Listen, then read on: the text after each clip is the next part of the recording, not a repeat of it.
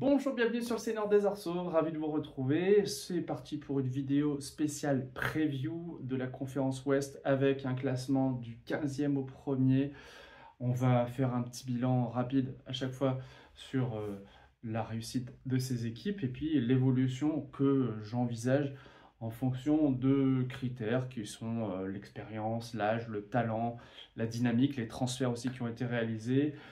Et on va commencer sans plus tarder par le fond du classement. En 15e position de la conférence Ouest, j'imagine qu'il y aura le Utah Jazz. Jazz d'Utah qui a gagné seulement 17 fois l'an dernier, qui a recruté un joueur Ace Bailey qui pourrait être dans la course du rookie de l'année, qui a l'air assez talentueux, notamment à mi-distance, mais qui est encore tout en formation, on va dire, avec certes Lauri Markkanen qui a fait un très bel Euro, un immense joueur, mais pas sûr de rester d'ailleurs dans l'Utah. On a également Keyonte George et d'autres joueurs comme ça qui sont petit à petit en train d'éclore, mais ça risque d'être encore très fragile en attaque et surtout en défense. Donc je les vois derniers cette année.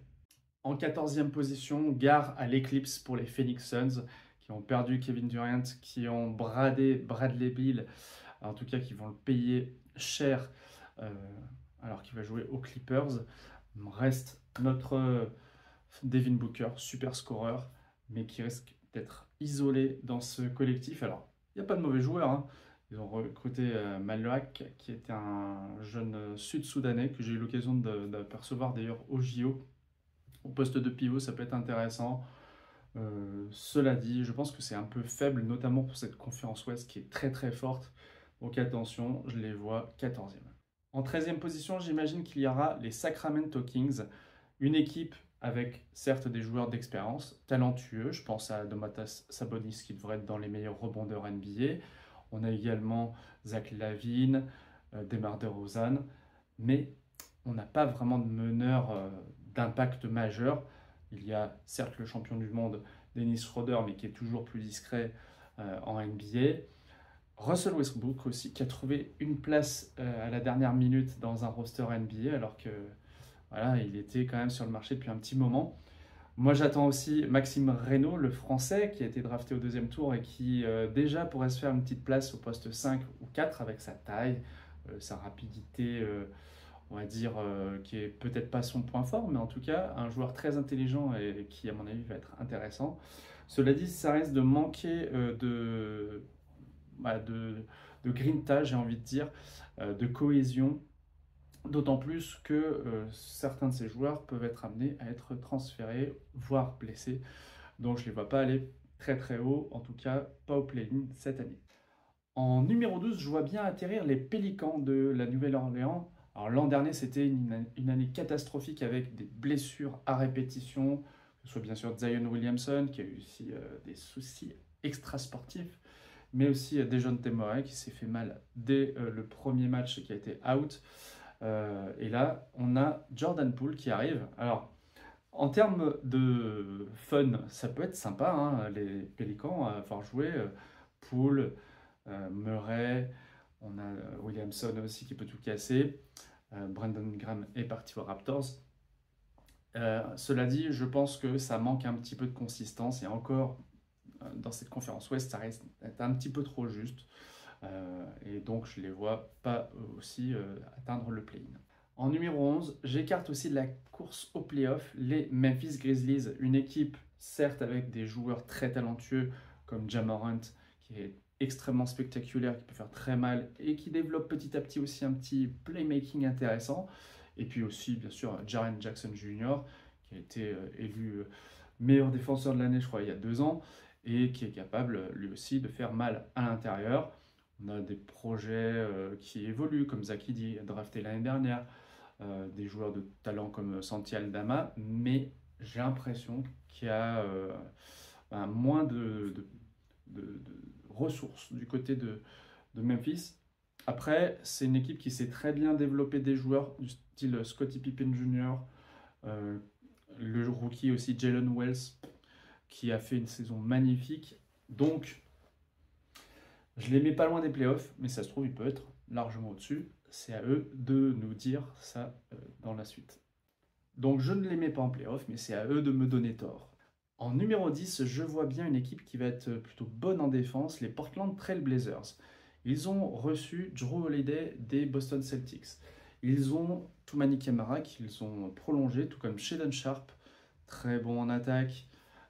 Et puis Donovan Clingan, le rookie de l'année dernière, a l'air de s'affirmer, sans compter la présence intrigante d'un jeune chinois, Yang Hansen, qui pourrait être très rapidement la coqueluche du public.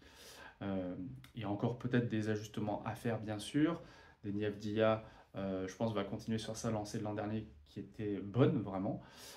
Et cet effectif qui s'est battu, qui a failli atteindre les playoffs l'an dernier, je les vois quand même au moins au play-in cette année. En numéro 9, j'imagine qu'il y aura les San Antonio Spurs de Victor Wembanyama, de De'Aaron Fox, du rookie de l'année Stephen Castle, mais aussi du numéro 2 de la draft Dylan Harper. Déjà, ce quatuor est très intéressant. Le rookie Carter Bryant, je pense, va apporter des minutes intéressantes en tant que remplaçant sur l'aile et apporter une férocité défensive qui devrait vraiment marquer, je pense, un début de progrès parce que ces Spurs, depuis l'arrivée de Victor en NBA, ils se construisent. Il y a eu des tâtonnements. Là, Wembanyama a l'air décidé à beaucoup plus se porter vers l'intérieur, vers la dureté, en gardant bien sûr quelques tirs à l'extérieur, mais de meilleurs tirs et en moindre quantité. Donc, moi, je suis assez optimiste pour ces Spurs. Je les mets 9e et pour moi, ils ne descendront pas plus bas. On peut aussi citer des joueurs comme Jeremy Sohan ou bien Harrison Barnes et la recrue Luke Cornett en deuxième pivot, en sachant qu'il y aura toujours Biyombo aussi en secours si nécessaire. Mais Cornett a l'air vraiment très précieux de s'adapter aussi très très bien à cet effectif. Donc je pense que dans le Texas, ça va secouer, mais ils ne seront pas encore tout à fait les premiers cette année. En numéro 8, je mets une équipe qui a été 2 fois consécutivement en finale de conférence. Ce sont les Minnesota Timberwolves, emmenés par Ant-Man, Anthony Edwards, qui est capable de se mêler à la course de MVP si les résultats suivent. J'ai quand même l'impression qu'aux côtés de Julius Randle, ce duo va certes remporter des victoires. L'an dernier, ils étaient à 49, mais je pense qu'il y aura un petit peu moins de facilité. On a un poste 1 qui est assez fragile avec Mike Conley et sur le banc Rob Dillingham qui commence à faire ses gammes, mais c'est très juste. Donc face aux super meneurs, ça risque d'être encore un peu compliqué. Mais il y a une bonne assise défensive, coucou Rudy Gobert, McDaniels, qui sont là pour verrouiller les adversaires. Donc je les vois quand même qualifiés pour le play-in, mais ça sera à mon avis plus dur que l'an dernier. En numéro 7, j'imagine qu'il y aura comme l'an dernier les Golden State Warriors, une équipe constituée quand même de 2 joueurs vraiment très forts comme Steph Curry, meilleur shooter all-time, et Jimmy Butler, un des plus vaillants qui existent, notamment dans les joutes importantes de playoffs.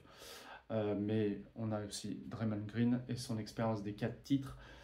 Exit Kevin Looney, on reçoit un champion NBA en la personne du vieux mais précieux encore je pense Al Horford.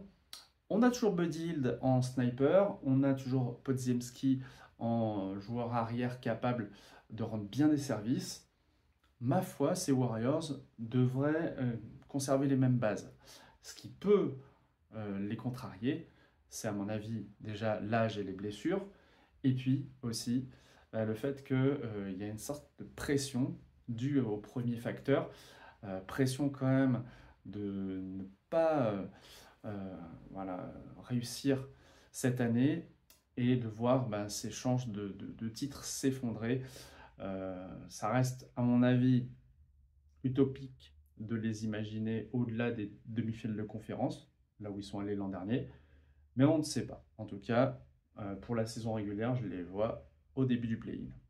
On est à la 6e place, donc au premier qualifié directement pour les playoffs. D'après moi, ce seront les Lakers de Los Angeles, puisque la venue surprise ultra inattendue de Luka Doncic. Maintenant, elle est intégrée. Après, il y a toujours LeBron James avec son talent, son histoire, son ego, qui peut peut-être avoir du mal à composer avec un joueur aussi fort que Luka. Ça reste à prouver sur le terrain. On a Austin Reeves aussi, qui est un peu dans les rumeurs de transfert parce que, mine de rien, ça pourrait être une monnaie d'échange intéressante pour un joueur plus adapté à cet effectif.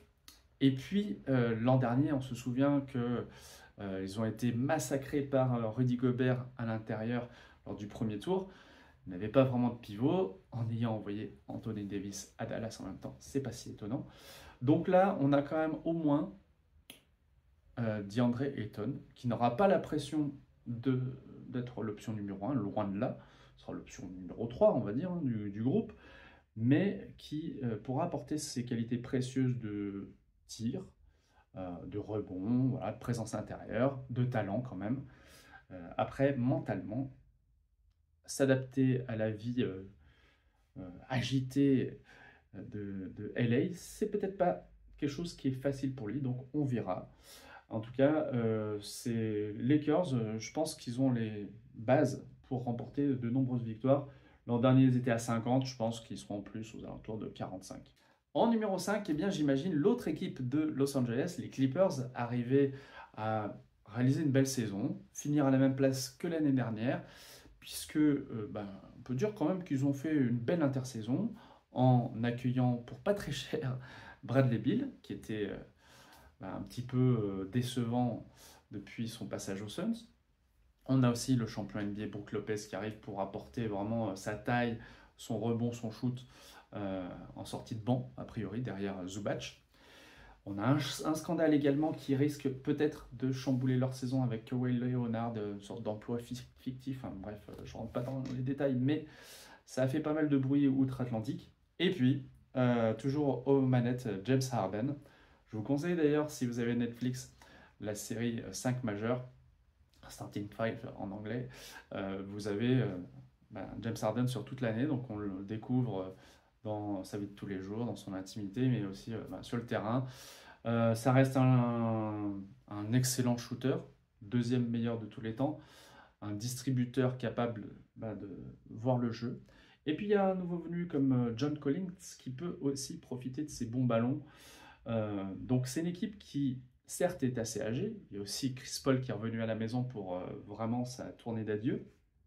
Mais lui il sera remplaçant et on ne compte pas non plus énormément sur lui. Donc on a un effectif qui est, je trouve, de qualité. Après, on a des joueurs qui ont failli au Game 7 contre les Nuggets au premier tour. Donc est-ce que ça va laisser des traces ou au contraire, est-ce que les pièces vont s'assembler?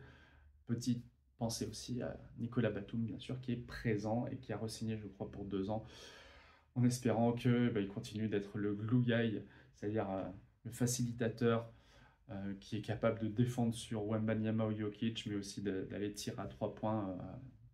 C'est une équipe qui a de la profondeur et qui va être, à mon avis, intéressante à suivre. En numéro 4, j'imagine que ça sera une énorme progression par rapport à l'an dernier. Ce seront les Dallas Mavericks. Ils accueillent le numéro 1 de la draft, le rookie Cooper Flagg, qui a 18 ans, qui est déjà extrêmement talentueux. On n'en parle peut-être pas tant que ça, alors que là, en pré-saison, il a démarré au poste de meneur, un poste qui est pour l'instant orphelin de Kyrie Irving, qui est touché au genou. Mais ils ont recruté quand même D'Angelo Russell, donc un joueur qui a connu les Lakers notamment et qui est capable d'assumer, je pense, des responsabilités. On a Anthony Davis, toujours des super intérieurs en la personne de Derek Lively, Daniel Gafford, qui peuvent faire très mal sous les panneaux. PJ Washington également, qui peut apporter du tir à 3 points, de la défense, un peu d'audace. Et puis Klay Thompson, qui a l'air plutôt en forme, même si il est spécialisé dans le shoot et que c'est sa mission de rentrer des 3 points. Donc je pense que tout ça va plutôt bien fonctionner. L'an dernier, ils étaient seulement à 39 victoires en ayant expédié en ayant aussi rompu pas mal les liens avec les fans. Ils ont expédié Luka Doncic à LA. J'imagine que ça va être beaucoup mieux et que le GM Nico Harrison sera plus serein cette année. On arrive au top 3 et ce sera pour moi les Houston Rockets qui était deuxième l'an dernier et qui accueille Kevin Durant, un joueur all-time qui est lui aussi dans la série Netflix 5 majeurs.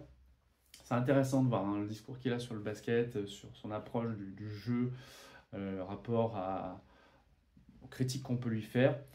Alors certes, l'expérience à Brooklyn, l'expérience à Phoenix ont été dans l'ensemble quand même des échecs.